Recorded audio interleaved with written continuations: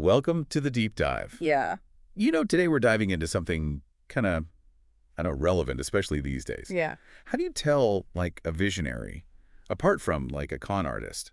It's a really good question. It is. Especially today. Yeah. Yeah. So we're going to examine Candace Owens. Candace Owens. Yes. A very, very fascinating figure. She is so polarizing. I mean, that's kind of what we do here, though, right? Exactly. I mean, she really makes you think, are they changing the world or just lining their pockets? Exactly. So we've got a ton of stuff to go through today. We've got, articles, interviews, even, some deep dives on Wikipedia. We're going to try to figure out what, makes her tick. Yeah. Is she for real? Or is she, I don't know, just in it for herself? Well, I think to really understand that, we need to start at the beginning. So Candace Owens, her story doesn't actually begin in conservative politics or anything like that. She grew up in Stamford, Connecticut. And a pretty defining moment of her early life was a racial harassment lawsuit that she filed against her high school. Oh, wow. Okay. Yeah, and this wasn't just a small thing. It resulted in a pretty substantial settlement, which some people think really impacted her worldview. Oh, interesting. Yeah, that would make sense. Early life experiences shaping how you see things. Absolutely, yeah. It's certainly possible that, this experience with the legal system and what she perceived as injustice kind of shaped her views on individual rights and maybe even, her later distrust of institutions. Interesting. Yeah. So from there, she ends up at Turning Point USA. Oh, yeah, Turning Point USA, right. Which is a conservative organization. They're known for being very provocative in their tactics, and they appeal to a lot of young people. Yeah. But Turning Point USA itself is a really important part of this. They've gotten a lot of funding from prominent right-wing figures, including the Uline family, who are known for being big conservative donors. So it kind of makes you wonder, was Candace drawn to Turning Point USA's ideology? Or was it, was there maybe a more, I don't know, pragmatic reason she got involved? Right, yeah. Interesting, especially when you consider, her eventual shift to, full-on conservative activism. Yeah. It was pretty explosive, her rise to fame. That was. I mean, through platforms like the Daily Wire and, her very vocal support of Donald Trump. Exactly, yeah. And this is where those grifter accusations, really start to come up. Right. Was this a real change in her ideology, or was this a calculated move to kind of tap into that growing conservative audience and build a platform? Right, yeah. Tough to say. Tough to say for sure. Definitely. But, I think what makes her so compelling and also controversial is she's not afraid to make these, really bold statements. Oh, absolutely. Even inflammatory statements. Yes. We're talking about things like, comments on figures like Adolf Hitler, accusations of anti-Semitism, even promoting conspiracy theories.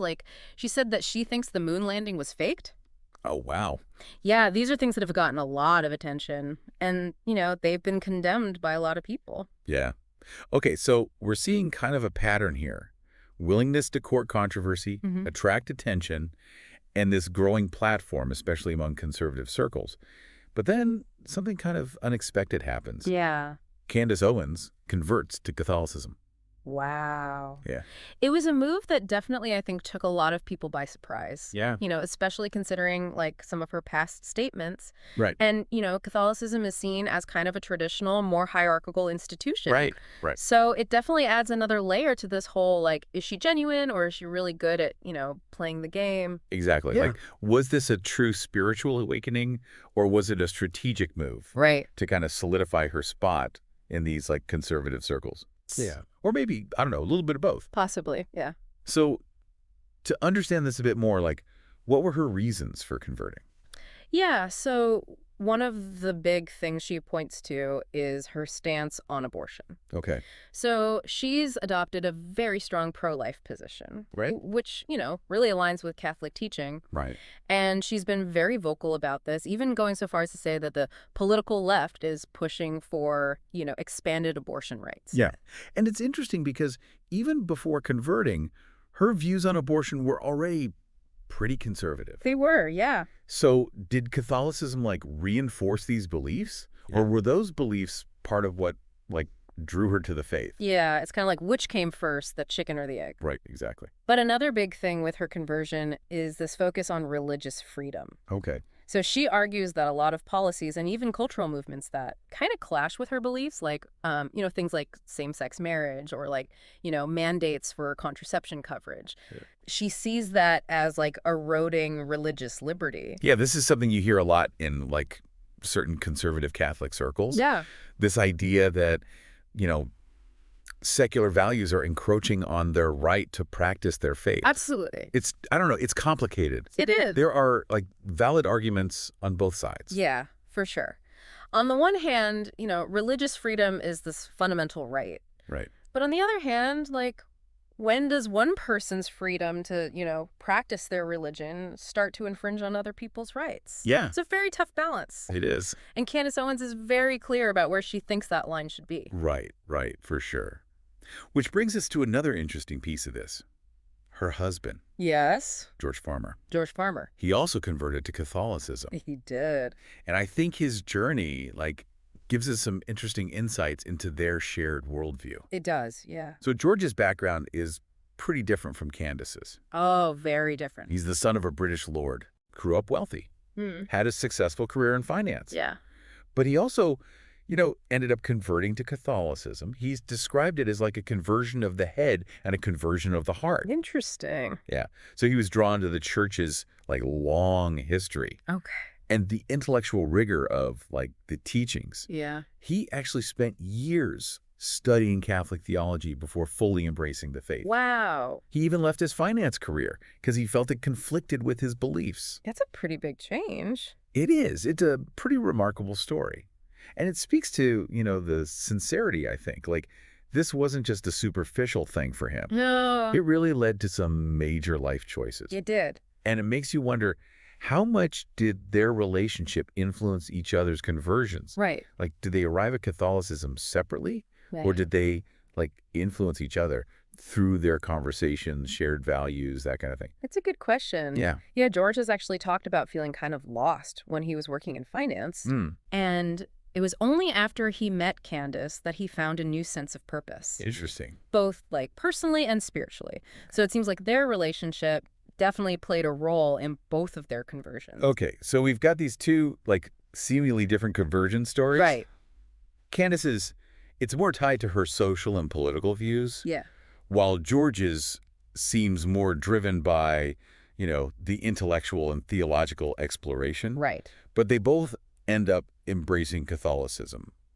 And they both use their platform to, advocate for a specific vision of the faith. They do. One that aligns with their conservative worldview. Yeah. So it makes you wonder, are they really trying to, revitalize the church? Yeah. Or are they using this new faith to kind of push their own political agenda? That's the question, isn't it? It is. It's a question a lot of people are asking. Yeah. Especially with their growing influence within, conservative Catholic circles. Absolutely. They've aligned themselves with more traditionalist groups, and they've been increasingly vocal about what they see as a decline of Western civilization. Yeah, George especially has been very outspoken about this.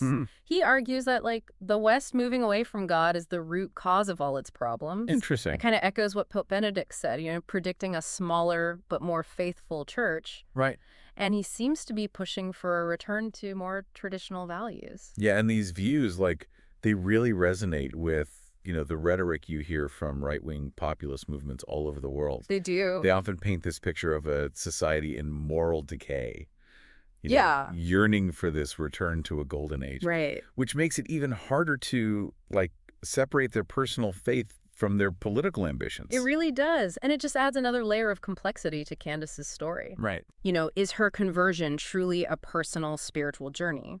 Or is it part of something bigger, like a movement to reshape society through a very specific interpretation of Catholicism? And how does all of this tie back to that question we started with? Right. Grifter or gifted? Right. Is she a visionary leader, a shrewd opportunist, or, maybe a bit of both? I mean, it's really up to each person to decide. It is. We've laid out the facts, explored different parts of her life and work, and, highlighted those contradictions. Right. So now it's up to you. Weigh the evidence and come to your own conclusions. What stands out to you? Do you see her actions as driven by genuine belief or a desire for fame and fortune or, something else entirely?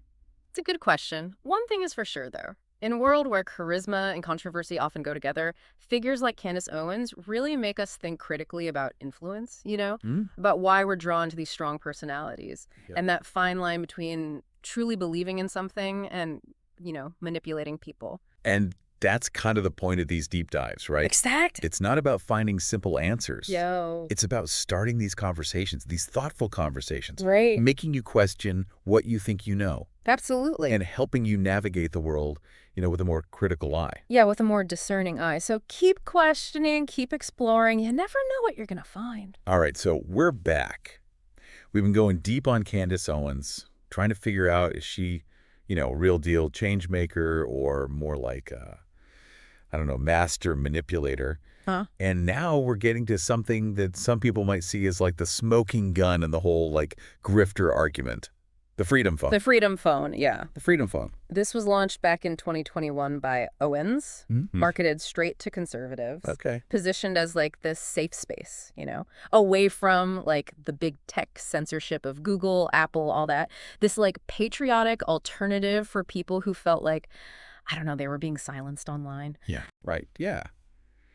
Like she really played up that whole freedom angle, Oh, yeah. tapping into that distrust that, some people have with these mainstream social media platforms. For sure.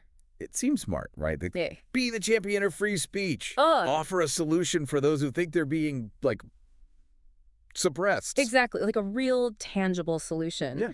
But the Freedom Phone, it wasn't exactly what it was hyped up to be. Oh, really? Despite like all this marketing about it being revolutionary, it was basically a rebranded Chinese phone, Oh, wow. available elsewhere for way cheaper. So people thought they were getting this, like, cutting-edge, American-made product. Yeah, But it was just a Chinese phone with a markup. pretty much. That's misleading. It was, and there was a lot of backlash. Yeah. Owens was accused of like straight up exploiting her audience, Mm-hmm. using their trust, their fears, just to make money. Right. A lot of people saw this as just like textbook grifting. Yeah, that does make it seem like, well, I don't know, maybe she's not all about principled leadership and changing the world, like she says. Right. How'd she respond to all the criticism?